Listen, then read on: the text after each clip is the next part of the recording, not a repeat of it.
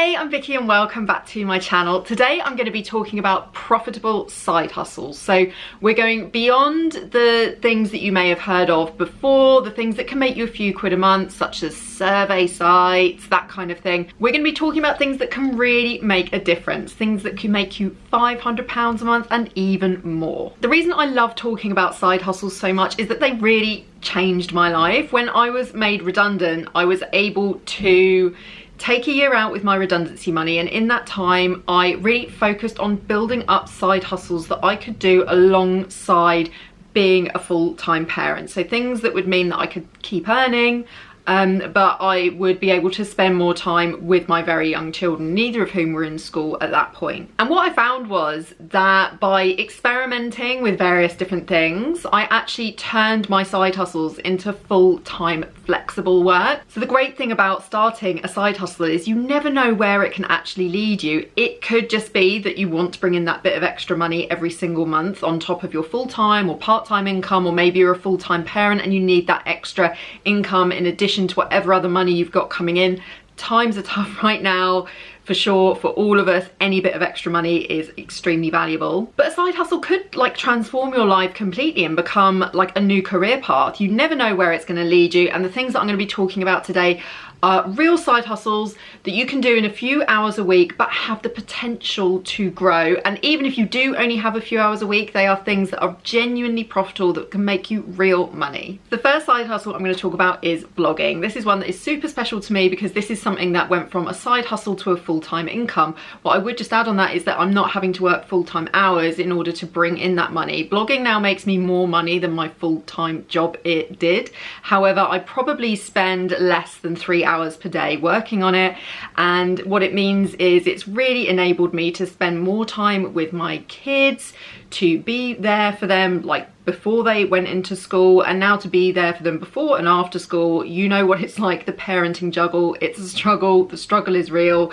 So this flexible work has really kind of just changed my life in a way that I didn't expect. So whenever people are thinking about making extra money, I always say, why don't you try blogging? Everyone has a blog in them. So when blogging started out back in the 90s, it was really more of like an online journal or an online diary that you were sharing with people. What I would say profitable blogging is today is very different to that, and a lot of people actually call it niche sites now, niche or niche sites, depending on how you want to say the word. And what it involves is really focusing down on one particular topic that you can write about with authority, that you can really help an audience with, and then monetizing that audience through things such as selling your own products, placing advertising on your website. This is the one that makes me the most money. Affiliate marketing, which is where you promote products that are relevant within your niche, and then you get commissions for whatever sales that you make. So for example, I am an affiliate for Amazon, so whenever I link to an Amazon product, if someone clicks my link, goes to Amazon, buys that item or any other item within 24 hours of having clicked that link, then I get a little commission. Amazon is one of the lower paying affiliate programs out there. There are ones that will pay way more. So Amazon may only pay like 1 or 2% on a sale, whereas there are some affiliate schemes that will actually pay as much as 50%. So there is great potential out there. Success in blogging does not come overnight. It's not a case that you can just start a blog and make thousands and thousands of pounds immediately. It does take time to build up the content on your website, to build up the audience, to get to a stage where you can monetize it. But once you do monetize it, the potential is just so enormous. I have a whole blog post all about starting a blog that actually makes money, and I'm going to link it in the description below, and that's going to have all of the details that you need to know to start a blog that will make money. I really recommend you check it out because it is such a fantastic side hustle for people that need a way to make extra money in flexible hours. On a similar vein to blogging is YouTubing. A lot of bloggers will actually also have a YouTube channel that contains content that they also have as written content on their blog. But what's really great about YouTubing is you can actually have a faceless YouTube channel. So if you're an introvert, you don't like the idea of having your face on a channel, whatever, channels that make money do not necessarily have to have your face all over them. You don't have to appear, you don't have to say anything. There are plenty of people making money with faceless YouTube channels. So with YouTube, you have to fulfill certain requirements to monetize it so that you make money off the ads that YouTube will place at the start and in the middle of your YouTube videos. But you can also make money in a similar way to blogging through affiliate income. And also if you have your own product that's connected to the content that's on your YouTube channel, then you can promote it through there. I probably make between £120 and £150 a month from YouTube, so it's not a huge earner for me.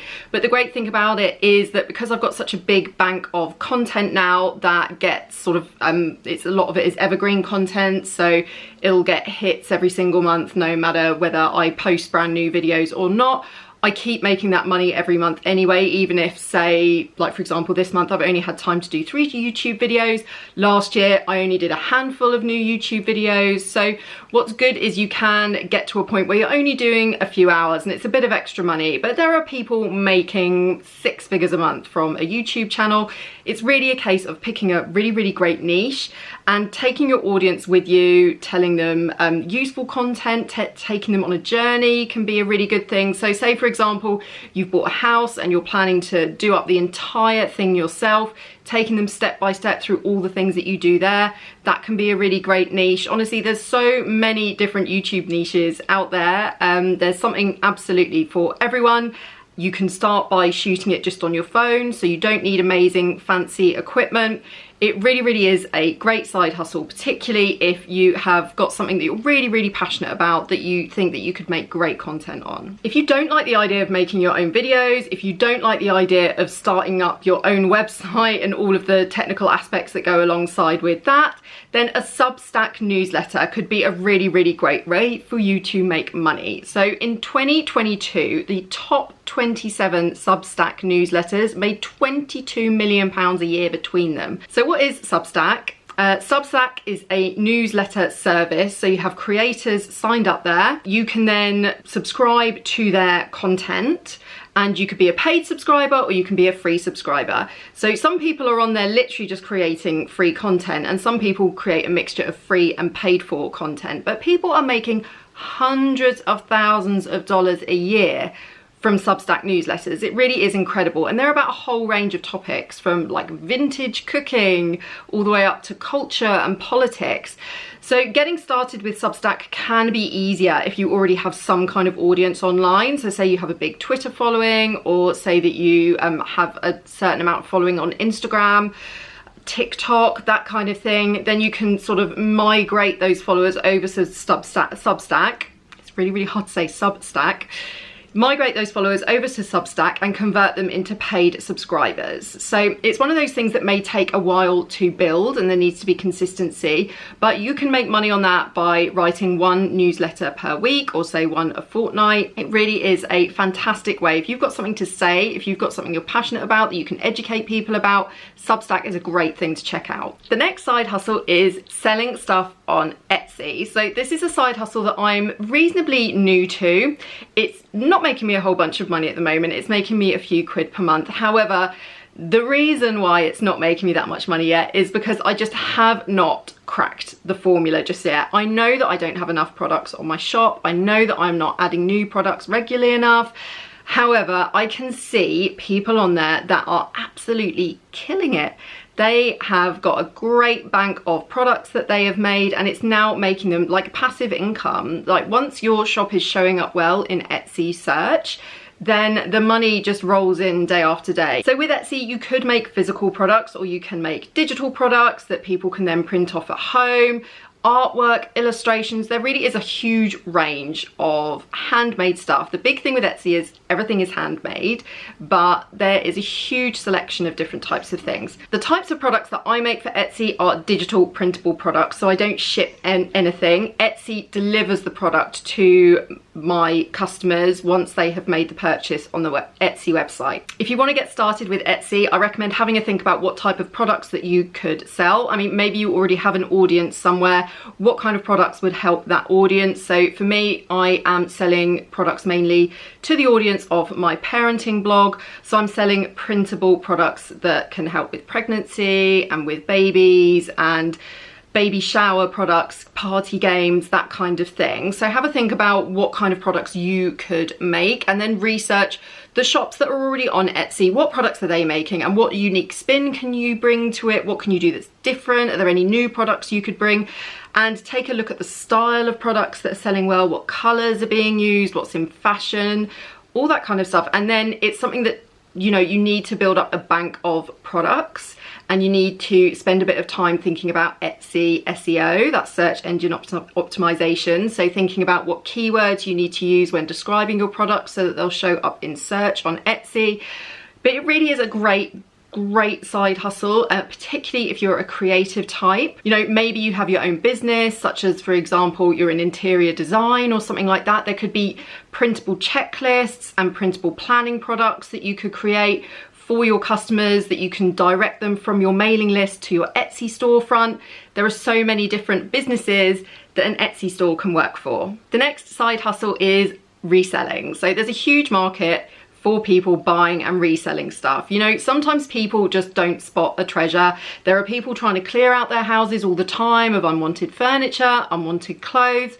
A lot of people who make good money with reselling will have a very specific thing in mind. So say furniture, you know, they might do the furniture up once they've bought it, or maybe they just have the means to be able to pick up very large bits of furniture and then for free, and then like deliver it on to the person that they're reselling it to. Some people buy and sell designer clothes. As you know, there's such a huge market for secondhand sales of clothes on online apps such as Vinted, and on eBay as well, Facebook Marketplace. So some people just have a real eye for fashion. Books are another huge area for reselling. So as I said, it may be something that you need to specialize in, and it's also something that you need to dedicate a bit of time to, you know, seeking out auctions and car boot sales to find the right kind of stuff to resell on. So on a slightly similar vein to this is a side hustle that I came across recently. There's a lady who I read is making £20,000 a year from this side hustle, and I just love it. It's such a good one for fashionistas. So there is an app called Swished,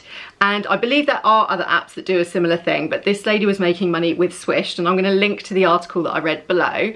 And what it enables you to do is rent out your clothes. So people say want an outfit for a wedding or a very special event, but they don't want to spend over £100 on an outfit that they're only going to wear once. So they go to the Swished app, they seek out an outfit that they like, that's in their size, and then they rent it from the person, and this is how you make your profit. So it's great for people who have got a bulging wardrobe of stuff. This lady who I read about had actually really upped her profits by buying multiple items of the same items but in different sizes, so that she had certain options in different sizes for different people. So that's how she sort of broadened out the number of people that she was able to rent to.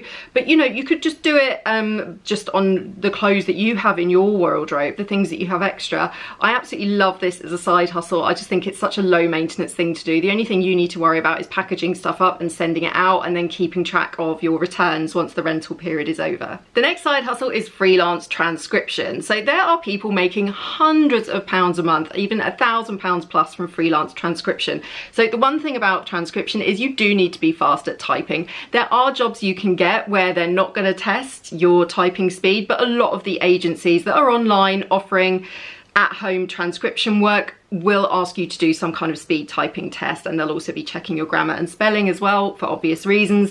So it does really help to have your own computer to be fast at typing. But there are people making really great money from this. There are some transcription companies that specialize in particular topics. So for example, medical transcription, they want you to maybe like be an ex-NHS administrator or someone who worked in medicine, so that you understand the technical terminology that might be used in the content that you're going to be asked to write up. However, there's also general transcription too. I've got a whole blog post about transcription jobs, and I'm going to link that in the description below, and that's got lots of agencies that you could contact to find transcription work. My next side hustle is virtual assistant. So a virtual assistant does a huge range of different things, and what you may end up doing as a virtual assistant could really vary depending on the company or the the individual that you end up working for. Some of the things you may do as a virtual assistant include writing social media posts, replying to social media comments, replying to emails, sending emails, booking travel, booking meetings, writing up reports. The great thing about being a virtual assistant is, again, this is flexible work that can fit around you. So if you're only looking for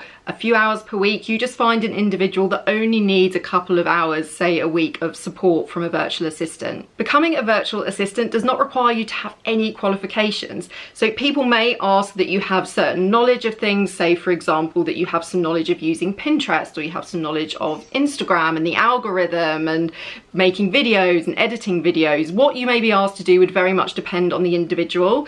One great place to get virtual assistant work is just in online forums, like say for example for bloggers. I'm always seeing people on blogging forums looking for a virtual assistant to help them with things like uploading their blog posts, or with certain proofreading tasks, or with scheduling their social media posts.